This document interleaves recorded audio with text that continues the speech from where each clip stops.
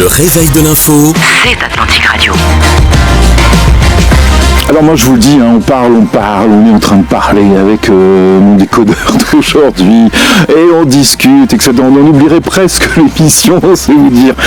Salah Eddine Nabira, bonjour. Bonjour. Enseignant-chercheur. Exactement. Et alors aujourd'hui, seul décodeur dans ce studio en présentiel, on va dire, mais on va parler tout à l'heure au téléphone avec Abdellah El-Ferghi, président de la Confédération marocaine des TPE-PME. Et puis tout à l'heure, on parlera de développement durable, on parlera d'énergie, on parlera de ce fameux CDN 3.0, de la COP 30 évidemment, avec le professeur Abderrahim Ksiri, président de l'association des enseignants des sciences de la vie et de la terre au Maroc. Et alors j'ai discuté avec lui hier, il m'a dit ça tombe bien, moi je suis pas allé à la COP et je veux pas y aller. Et je lui ai dit c'est bien, vous nous direz pourquoi. Une idée, vous pouvez aussi appeler Hafed Boutaleb, un des décodeurs qui est là-bas. Il était hier en duplex avec Belém. Exactement. Hier on était à 9h06 à Belém. Alors ce qui est drôle, et je vous le dis parce que si vous êtes des auditeurs habitués des décodeurs, si vous étiez hier, Afid a fait une très belle intervention en direct de Belém, et on se suit donc sur WhatsApp avec Afid. Avec un grand décalage. Et avec un décalage. Et alors figurez-vous, pour tout vous dire, il est logé à Belém et il a mis à peu près 30 minutes à 45 minutes à aller à la COP parce qu'il m'a dit cette ville est incroyable, il faudra en parler parce que c'est une ville qui est en travaux. Je pense qu'il y avait à peu près 60% de bidonvilles à Belém, et puis ils ont commencé à construire des logements en dur il y a quelque temps pour la COP. Justement, donc il y a encore des travaux, il y a un plan de circulation qui est bizarre. Voilà, on vous dit tout. Beaucoup de sécurité aussi. Et d'insécurité évidemment, mais ça c'est pas qu'à Belém au Brésil, même si ça s'est un peu amélioré. Alors aujourd'hui on va parler des TPE-PME. J'avais une info sur laquelle je voulais vous faire réagir, Salah Eddine. Que j'ai vu hier dans la presse et qui concerne le PLF. Alors c'était pas prévu, mais je voulais avoir votre réaction. Donc le groupe socialiste à la Chambre des représentants, donc le SFP, a proposé l'instauration d'une taxe sur la fortune immobilière dans le cadre de ses amendements au projet de loi de finances 2026. Qu'est-ce que ça dit ça du débat politique actuellement sur ce PLF? En fait, ça tombe bien qu'on est enfin des idées un peu proches de la pensée socialiste, plus ou moins, donc qui part sur de l'impôt, donc qui taxe en fait la fortune immobilière, parce que dont la valeur dépasserait les 5 millions de dirhams en fait. Alors, moi ce que je pense, et ça c'est une idée que j'avais discutée depuis pas mal de temps, au Maroc le grand capital en fait il s'est fait en marge de certaines décisions administratives et notamment par rapport à la immobilière, et qui fait qu'aujourd'hui il y a des marges très confortables dans certains secteurs, ce qui dissuade d'aller plus ou moins vers des secteurs plus compétitifs et de l'investissement, où notamment on parle de la TPE-PME technologique, il faut attendre un cycle d'investissement plus long, il faut attendre mettre de l'argent, il faut attendre plus longtemps pour pouvoir valoriser avec toute la prise de risque, et donc ce confort-là d'être justement dans des investissements plus sûrs, où des fois on est là en décorrélation par rapport à l'offre et à la demande, on va sur certaines villes, notamment à Tanger, en Marrakech, où il y a des fois des crises de vente et des prix qui ne baissent pas. Donc je pense que ça peut être une piste très très importante à faire valoir, dans la mesure où ça pousserait des gens à aller sur d'autres secteurs et de ne pas pouvoir avoir des situations bizarres où il y a une baisse de la demande et des prix qui se maintiennent, voire qui augmentent. En tout cas, ce qui est intéressant, et vous l'avez dit tout à l'heure, c'est que on a ce parti de gauche qui est aussi un parti présent dans la coalition des gouvernements depuis longtemps, qui a gouverné avec des partis conservateurs, avec des partis ultralibéraux. On est ravis d'avoir des mesures de ce sens proposées par moi je trouve que c'est sain tout ça. C'est-à-dire que finalement, Sa Majesté encourage le discours démocratique dans ce Parlement, et je trouve que ça assez sain qu'on puisse faire ce type de proposition. Non, à la limite, non pas comme en France par exemple, pour rapporter de l'argent, pour combler un déficit, mais parce que c'est peut-être plus juste finalement. C'est aussi pour donner des impulsions et des orientations, parce que si on veut avoir une vraie politique industrielle, parce que c'est ça le plus important, et notamment il faudrait à un moment faire des mesures incitatives, notamment en termes de primes à l'investissement, mais aussi faire des mesures dissuasives par rapport à certains secteurs où on sent qu'il y a une concentration de capital.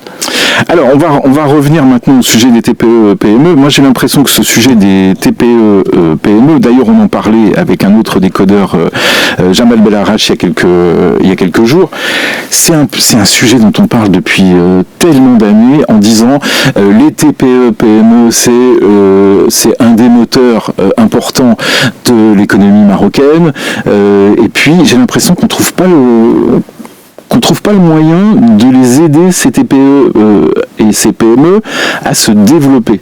J'ai l'impression qu'il y a beaucoup de freins. Alors, bien sûr, quand on lit attentivement le PLF 2026, on se rend compte que on veut essayer de gommer ces freins, on veut essayer de les aider, etc., etc. Mais j'ai l'impression que c'est compliqué.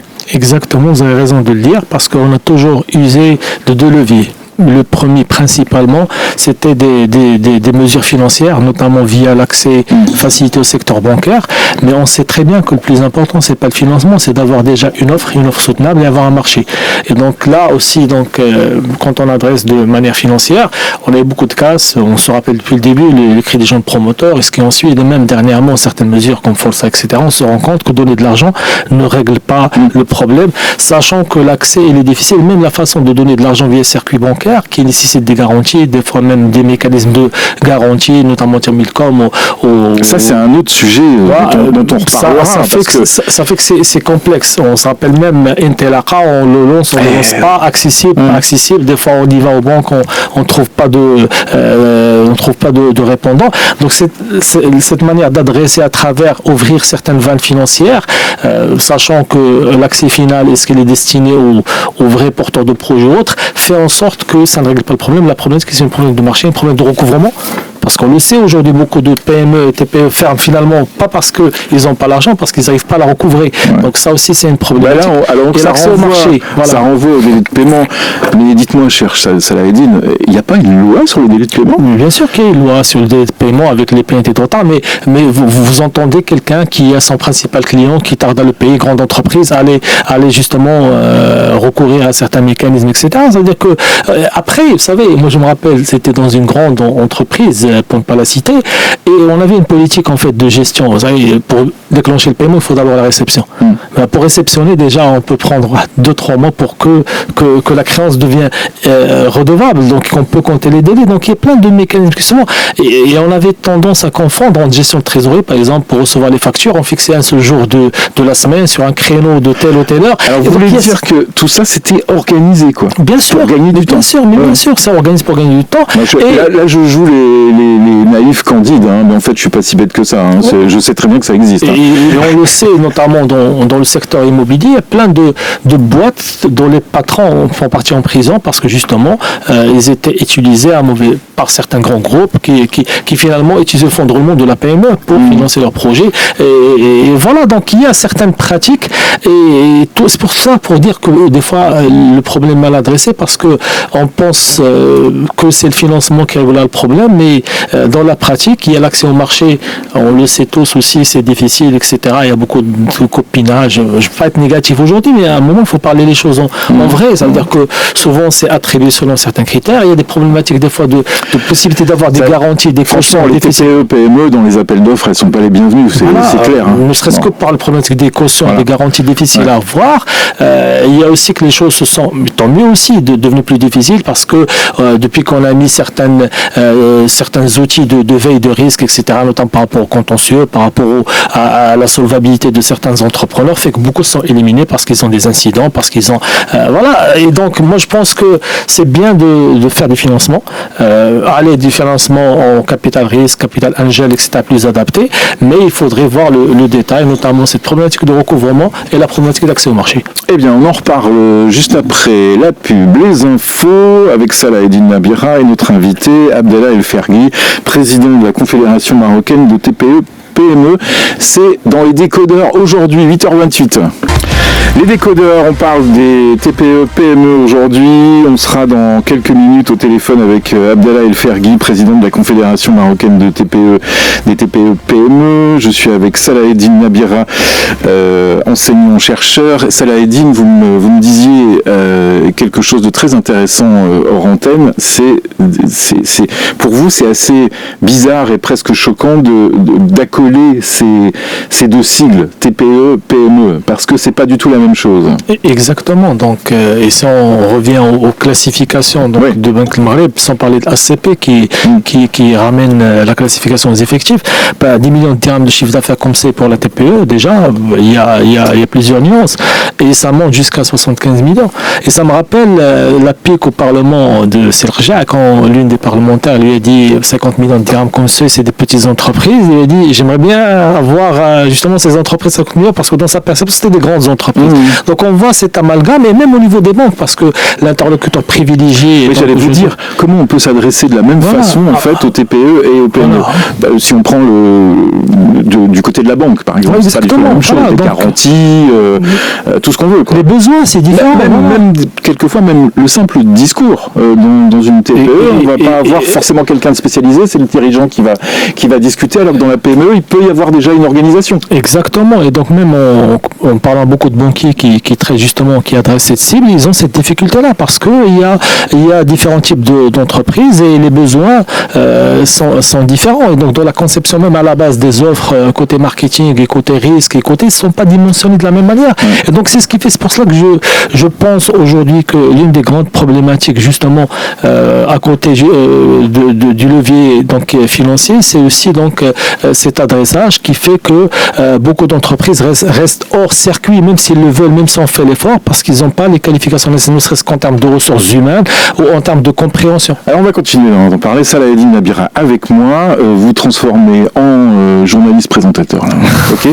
Et on va accueillir tout de suite Abdellah El Ferghi, président de la Confédération marocaine des TPE, PME. Bonjour.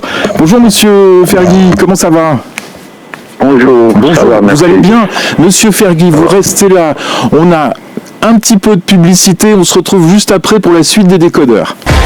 Abdellah El Ferghi est avec nous, président de la Confédération marocaine des TPE, PME. Bonjour, rebonjour, monsieur Ferghi. Alors, bienvenue, merci d'être là avec nous sur Atlantique Radio dans les décodeurs.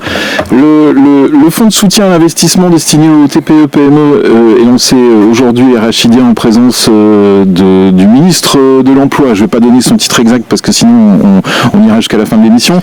Du ministre du Commerce et de l'Industrie, du président de la CGEM. Vous n'êtes pas là-bas, vous ? Vous l'avez souligné, donc en fonds de soutien des TPME, sans la Confédération des TPME, ce ministre n'a même pas consulté la Confédération lors de l'élaboration de décrets d'application, des décrets de ce fonds de soutien. Donc vous voyez la tendance de ce gouvernement, elle est tournée vers le patronat au lieu de collaborer avec tous les partenaires. Oui, mais alors le patronat va vous dire, la CGM va vous dire, oui, mais il y a beaucoup de PME qui sont chez nous. Non, on est au Maroc plus de 6 millions de TPE et même pas 100 000 PME. Donc vous voyez la différence. On est plus de 98,4% des TPE.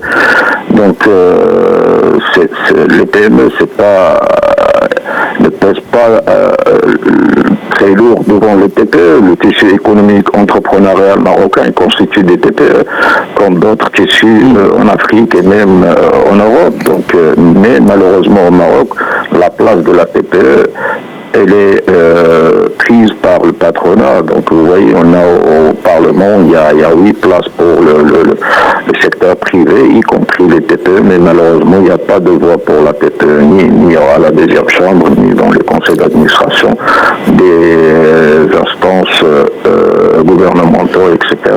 Donc tout est raflé par le patronat, même s'il n'y a pas de TPE au niveau des patronats. Donc on était au patronat lorsqu'on était des jeunes entrepreneurs en 1995, suite au discours de Hassan II, qui leur a adressé à M. Fidji, en leur disant qu'il faut s'ouvrir sur les PME. Mais malheureusement, il n'y avait pas On sent votre déception, hein, Monsieur Fergui. Oui, ça se voit. C'est pas que moi, je le dis, mais ça se voit au niveau du tissu entrepreneurial. Je vous donne par exemple le PLF 2026, on parle de PLF. On va en parler. Vous avez une question, Salahedine. On va parler du PLF. Exactement. Ça rejoint ce qu'on disait juste avant que Fergui nous rejoigne. C'est pour qu'il n'y ait pas un travail justement de nuance par rapport à cette spécification, cette spécificité de la TPE, parce qu'elle est noyée souvent avec la PME en termes d'adressage, en termes de ciblage, que ce soit au niveau de Banque Libre, que ce soit au niveau du ACP. Donc ça porte préjudice justement. Et ce qui fait qu'il y a cette absorption ou cette dilution en fait du sujet de la TPE dans le grand sujet que de la TPE-PME. Pourquoi il n'y a pas de travail sur ça? Pour qu'il n'y ait pas de votre part aussi, donc pour voilà, faire un peu de vulgarisation. Pourquoi on différencie pas plus que ça la TPE de la PME? Parce que moi j'ai l'impression, quand on regarde, quand on lit dans les journaux, quand on écoute les médias, etc., on parle toujours de TPE, PME. Donc pourquoi ne pas différencier plus les TPE, Monsieur Fergui? C'est pas nous qui associons la TPE à la PME, mais malheureusement, c'est depuis l'indépendance, c'est ce que m'a raconté M. Joueri. Donc depuis l'indépendance, le gouvernement s'intéressait, même Banque Libre et tous les banques, s'intéressaient aux PME plus qu'aux TPE. Avec la crise mondiale de 2008-2009, ils se sont tournés vers la TPE, mais ils ne connaissaient pas la TPE. Mais on aimerait bien avoir des documents que vous sortez, des choses que vous faites, justement pour révéler cela. Nous avons réalisé des études, nous avons organisé une table ronde avec la présence du chef du gouvernement, des ministres, des directeurs généraux le 27 juillet 2019 sur un thème qui est très frappant. Le thème, c'était la TPE du discours à la réalité. Il y a beaucoup de discours, mais la réalité, il n'y a pas. Donc, on a organisé des études qui ont été publiées par la Banque mondiale, le groupe journal Le Monde, il y a aussi le Conseil socio-économique environnemental, etc. Mais malheureusement, le gouvernement, il est tourné vers le patronat et non pas tourné vers la TPE. Ma dernière réunion avec Madame la ministre, c'était juste il y a 3 ou 4 mois. On a organisé plusieurs réunions avec plusieurs ministres. On leur a donné nos doléances sur différentes questions, y compris le décret d'application sur la loi qui octroie 20% des commandes publiques aux TPME, mais malheureusement depuis 2013 jusqu'à maintenant il n'y a pas de décret d'application. Donc vous voyez, à chaque année les TPE... Ça serait bien de faire une conférence de presse en marge de cet événement-là. On va vous conseiller. Parlons du PLF 2026. On est d'accord. Hein. Là encore, le discours du gouvernement, c'est de dire les TPE-PME, c'est un des moteurs de l'économie marocaine.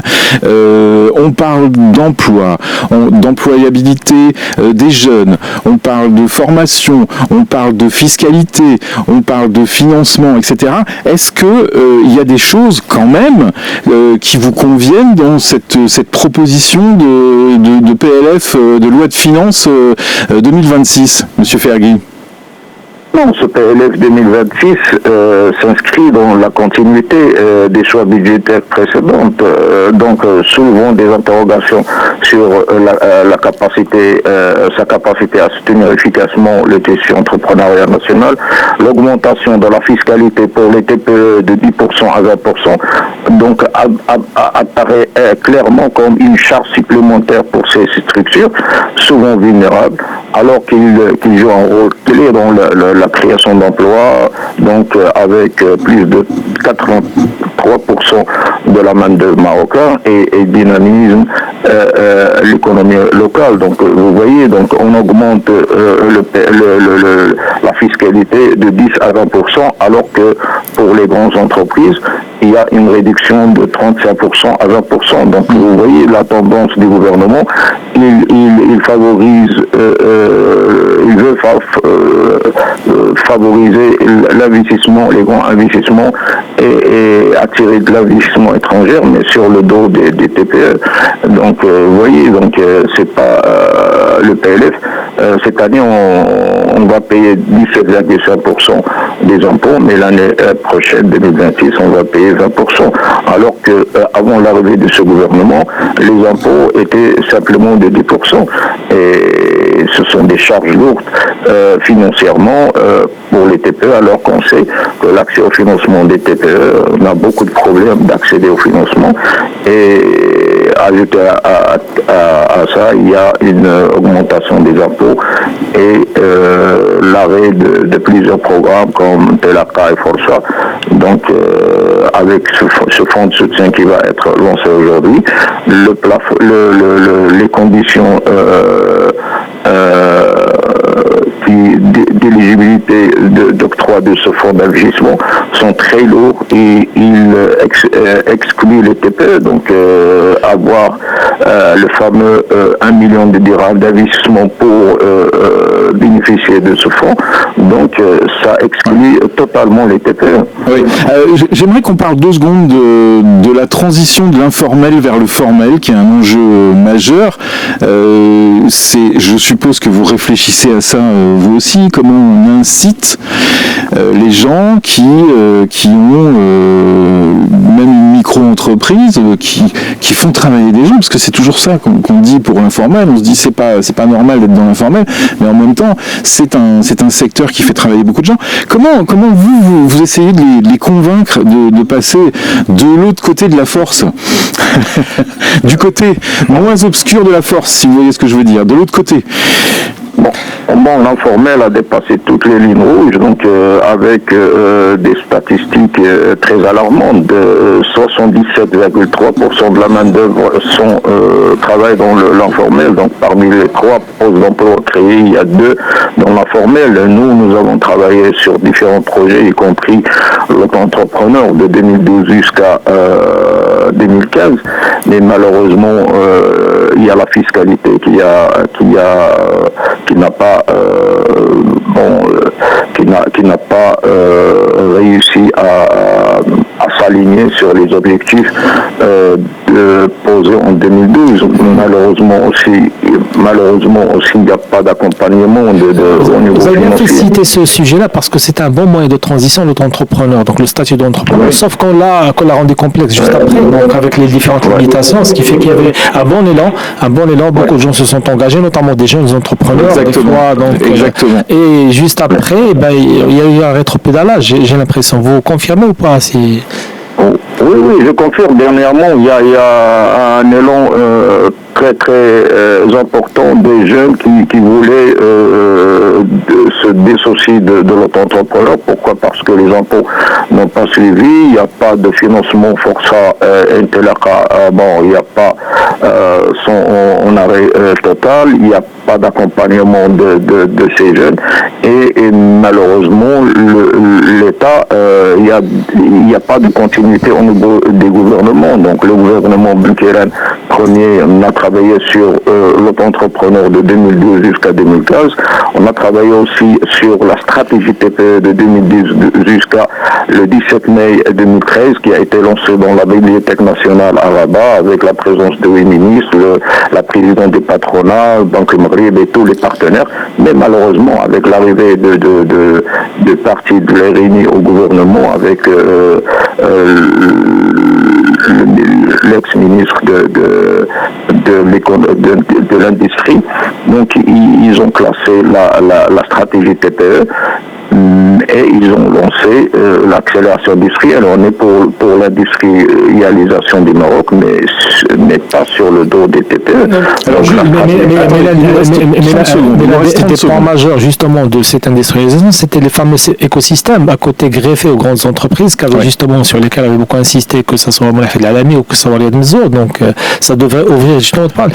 Mais là, moi j'ai l'impression qu'on a plus un discours de syndicaliste que de patron. Je rappelle que les TPE aussi c'est des patrons, ça doit être très volontariste, très engagé. Ça serait bien aussi d'avoir aussi faire le bilan aussi du comportement. C'est terminé, messieurs. Écoutez, je vous remercie, Monsieur Ferrier. On a bien senti un peu votre désarroi, mais il faut continuer, hein. Le combat n'est pas terminé. On continue. Merci on a à une vous. mission au niveau national, on préside maintenant la Confédération africaine. On va continuer, on ne va pas s'arrêter. Ok, merci à vous et bonne journée. Et merci d'être passé ce matin dans la matinale d'Atlantique Radio, 8h58. Les décodeurs jusqu'à 9h30 avec Salaheddine Nabira aujourd'hui, enseignant-chercheur. Bonjour. Bonjour Mathieu. Oui, alors donc, la COP30 s'ouvre, s'est ouverte à Belém, au Brésil. On a entendu tout à l'heure le président Lula. Le Maroc affiche une nouvelle feuille de route pour le climat, donc cette fameuse contribution déterminée au niveau national 3.0, avec un cap fort, une réduction massive des émissions de gaz à effet de serre.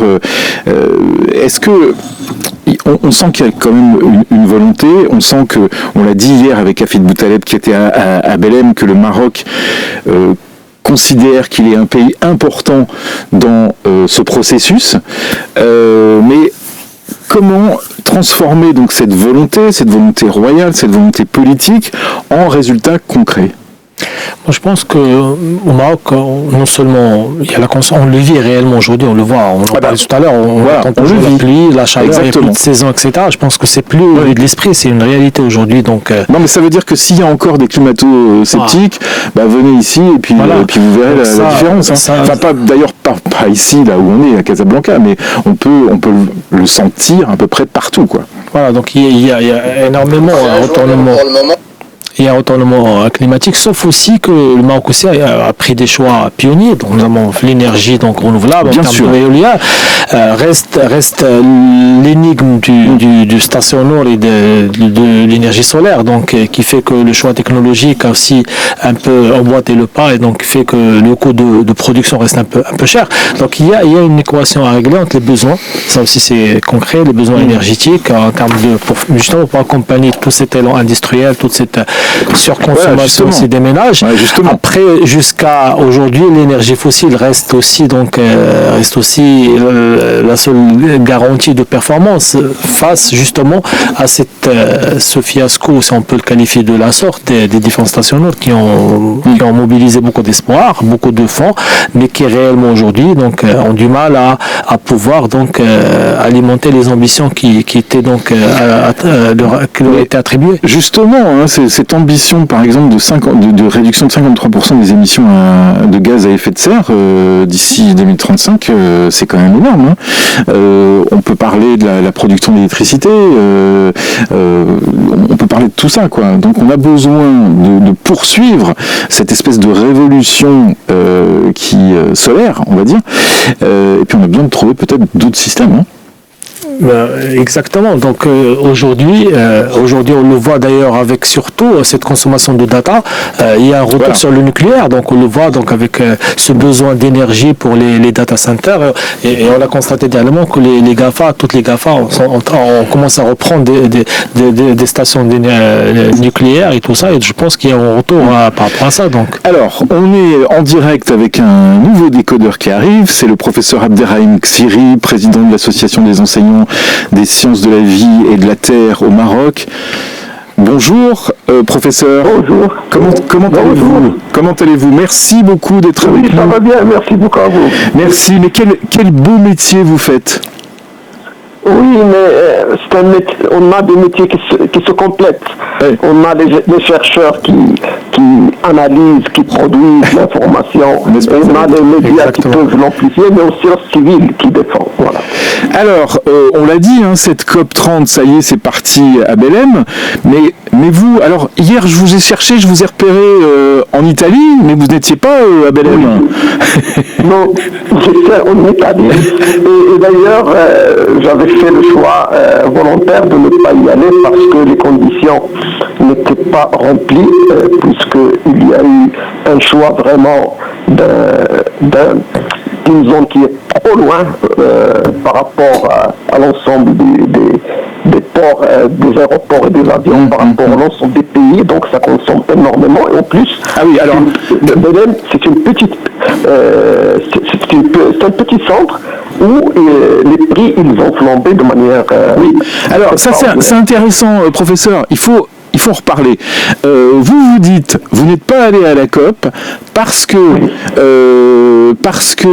aller à la COP déjà, c'est très coûteux en termes de non pas de vol, hein, mais de carbone, enfin de tout ce qu'on veut, quoi, d'énergie, quoi. Donc, et puis c'est vrai, tout ce qu'on a fait à Belém, qui est quand même une ville où il y avait à peu près 60% d'habitations non stabilisées, des bidonvilles, etc. On a fait énormément d'investissements, énormément de construction pour que ce Belém soit, on va dire, entre guillemets, présentable pour la COP30. Donc c'est pour ces raisons-là que vous dites, bon, maintenant, on est obligé, on est quand même engagé dans des débats importants en ce qui concerne la planète. Il faudrait penser aussi à ce genre de détails. Mais bien sûr, il faut absolument que le travail ne se fait pas de manière extraordinaire uniquement pour un événement. Il faut absolument que ça soit inscrit dans une politique territoriale et nationale structurée, structurante, sinon ça coûte trop cher. Deuxièmement, il faut donner l'exemple, c'est-à-dire lorsqu'on veut faire une visite pour l'Amazonie, oui, on peut le faire les 2 derniers jours, c'est ce qu'on a proposé nous, mais ça n'a pas été retenu, c'est-à-dire les gens doivent d'abord se rencontrer à un lieu où la mobilité elle est déjà structurée et où les gens peuvent se rendre et trouvent l'espace où ils se réunissent parce que c'est plus de 30 000 personnes qui participent. Et après, ça doit être facultative et il peut être une visite en Amazonie pour certains les 2 derniers jours. Mais le fait d'amener tout le monde vers l'Amazonie alors qu'il n'y a pas l'infrastructure, il n'y a pas, et faire un effort énorme uniquement sur ça, et tout le débat se transforme sur ce sujet, c'est pas le bon choix qu'on retient. Voilà. Ce que vous dites, c'est que ça aurait pu se faire à Sao Paulo, par exemple, et puis voilà. Rio, c'est toujours. Au Rio, les grandes rencontres de Brésil ont été faites à Rio. Il y a Rio plus 20, et donc ça, c'était le choix idéal, normalement, pour réussir cette Salah Eldin, vous voulez rajouter quelque chose là-dessus? Non, moi j'avais juste une question à poser à notre chercheur. C'est par rapport. Moi j'ai l'impression que c'est plus de l'événementiel depuis certains temps. J'ai encore en mémoire ce qui s'est passé au Maroc, donc la COP22, etc. Mais entre l'avancée, après il y a Trump qui remet tout en cause, etc. Réellement, est-ce qu'on y croit? Est-ce qu'on le fait juste pour le faire? Parce qu'on entendait le discours du président brésilien, c'était très très punché, très très fort. Mais j'ai l'impression que ça reste juste un événement pour satisfaire certains, mais la décision est ailleurs. Que le travail est ailleurs. Voilà, c'est ça que vous voulez dire. Exactement. Voilà. Oui. Moi, je ne crois pas ça, vraiment, parce que je crois que c'est un problème mondial qui ne peut se résoudre qu'avec les 196 pays. Et ça reste la Chine, le rôle de la Chine et des États-Unis est très pondérant. C'est ça, la Chine, c'est le plus grand pollueur. Voilà. Et depuis le début, les grands pollueurs sont les plus forts. Donc on ne peut pas leur imposer. Que ce soit les États-Unis, que ce soit l'Union européenne, la Russie, l'Inde, ce sont les grands pollueurs, ils sont les plus puissants. Et donc, lorsque vous êtes dans une situation telle que celle-là, quels sont les choix qui restent pour vous? Est-ce que ce sujet ne soit plus discuté? Ça, c'est ce qu'ils veulent. Non, moi je parce que ça, c'est intéressant. Le fait de dire, pour Trump, par exemple, j'y vais pas, etc., ça veut dire finalement, on va rendre le sujet moins important. Parce que c'est vrai qu'il y a énormément de communication sur cette COP30. C'est-à-dire que on parle beaucoup dans tous les médias dans le monde. On voit ici au Maroc. Donc c'est un événement. Effectivement, vous avez raison, Salah Eldin. C'est un événementiel. C'est un événement et qui sert à ça en fait, qui sert à promouvoir tout ce qui se fait autour du climat en fait.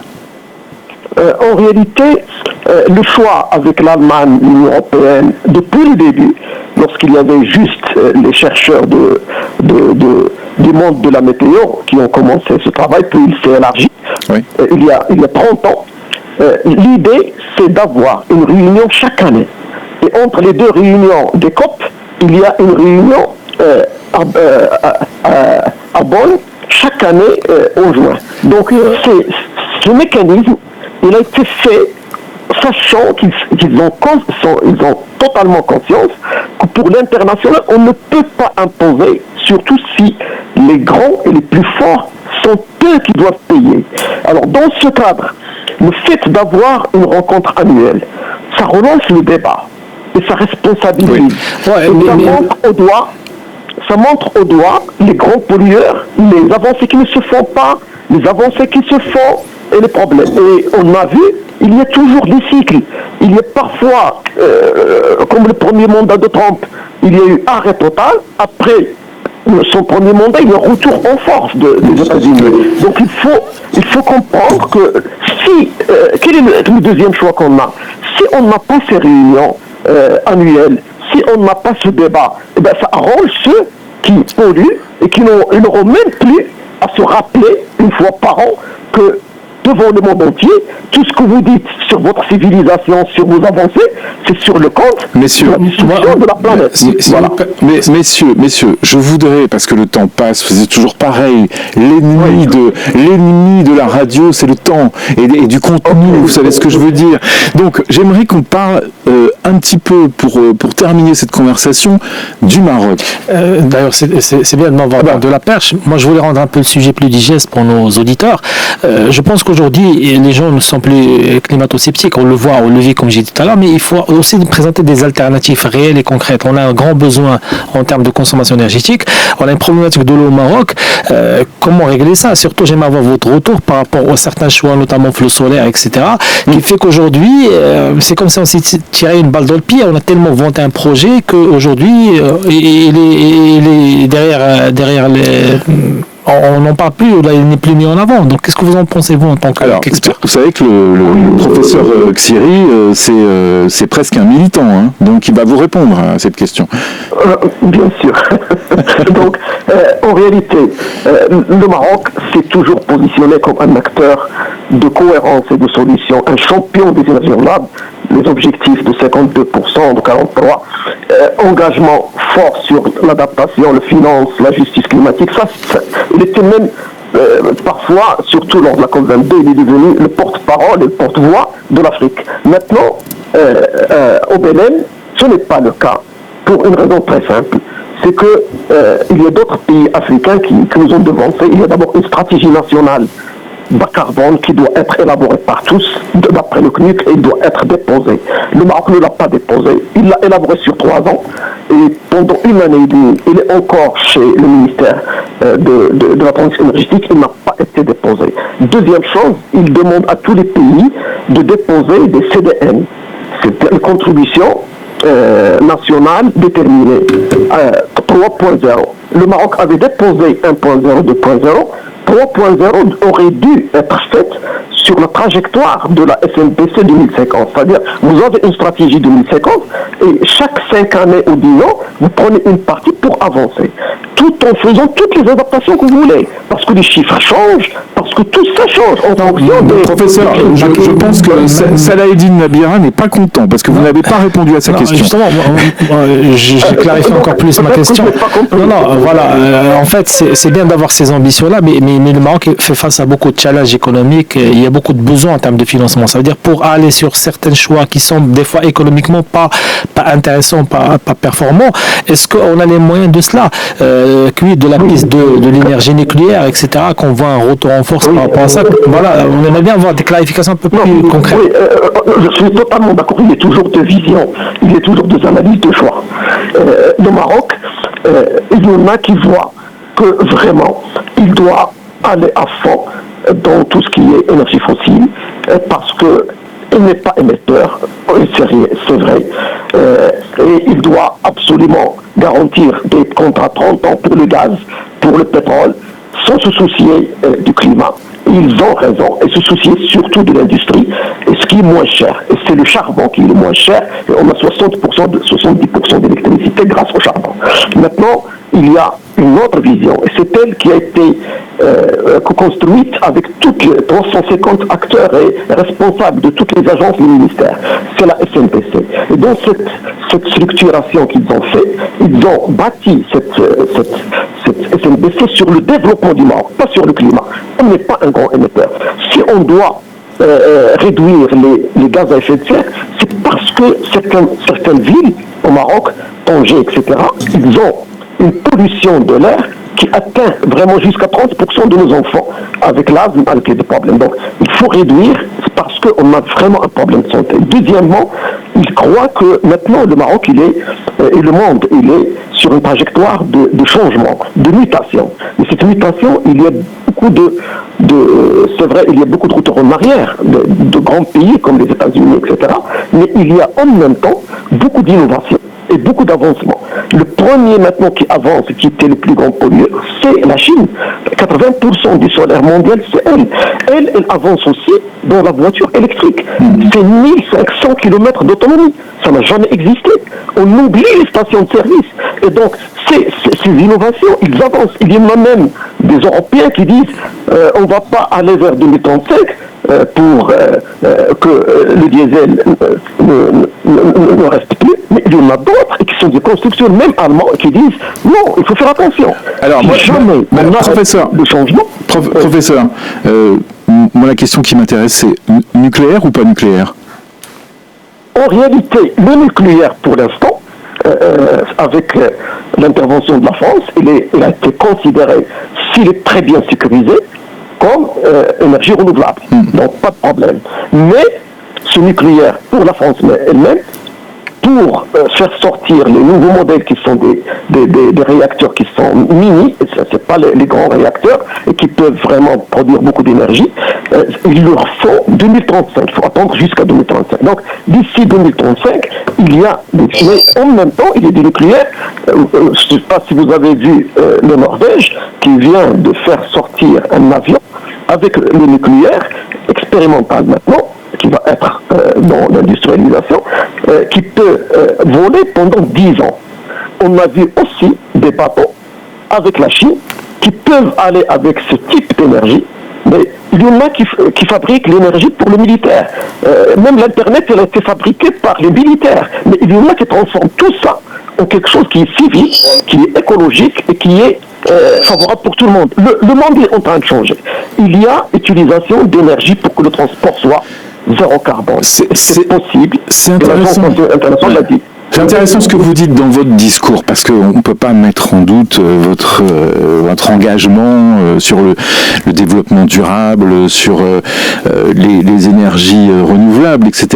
Mais j'ai l'impression que vous laissez la porte ouverte aux énergies nucléaires quand même, parce que ben voilà, c'est quand même qu'est-ce qui veut, c'est quoi le mieux? Est-ce que c'est 70% le charbon, 70% de l'électricité, ou est-ce que c'est réfléchir à l'utilisation propre du nucléaire? C'est ça les questions quand même. Est-ce qu'on peut se les poser? Oui, en réalité, est-ce qu'on a toujours le choix entre le bon et le mauvais? Nous, on dit parfois entre le pire et le moins pire. Et c'est le cas ici.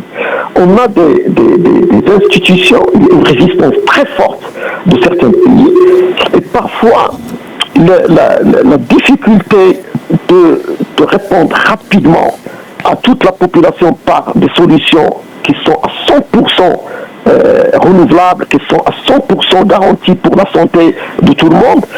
Parfois c'est difficile. Et donc, ça l'a dit une minute. Moi j'avais juste une question parce que non, c'est vous qui parlez. Une petite réflexion peut-être. Ouais, par rapport à réflexion, mais avec confirmation du professeur, parce que aujourd'hui au Maroc, est-ce que c'est pas un luxe aujourd'hui pour le Maroc d'aller dans ces débats-là? Je reviens encore une fois à certains choix et certaines allocations budgétaires, notamment dans les stations nord, etc., qui réellement le retour sur investissement n'y est pas. Donc, alors, avec tous les challenges, c'est pour ça que j'ai envie de recontextualiser et de dire, voilà, c'est un débat de riches entre pays donc, qui sont en avancée et qui ont des enjeux qui sont les plus pollueurs. Et en marge, nous, on est en voie de développement, on a beaucoup de retard à rattraper. Et la question aujourd'hui, on vient de lancer les 5G, par exemple, c'est un des sujets. Il y a toute une grande consommation de data, il y a la souveraineté nationale en termes de données, etc., avec ces centres, etc., qui ont besoin de beaucoup d'énergie. Et c'est ce qui me ramène à cette question du nucléaire versus énergie solaire. Alors messieurs, c'est passionnant comme débat. Moi je vous propose de le reprendre un de ces jours parce que là franchement, et je pense que ça intéresse nos auditeurs parce que c'est la vraie vie là et c'est les vraies questions. Hein. C'est les vraies questions et c'est des questions aussi que pour nos enfants surtout. Merci professeur Abderrahim Xiri d'avoir été avec nous. Franchement, c'était très intéressant. Merci à vous d'être passé ce matin sur Atlantique Radio et vous n'allez pas à Belém donc finalement tout va bien quoi. Oui, mais on suit à distance, on suit tout à distance. Ah bah oui, bien sûr, nous aussi. Merci Salahedine, à très bientôt et merci pour cette participation ce matin au décodeur. 9h27, la pub et ensuite les infos.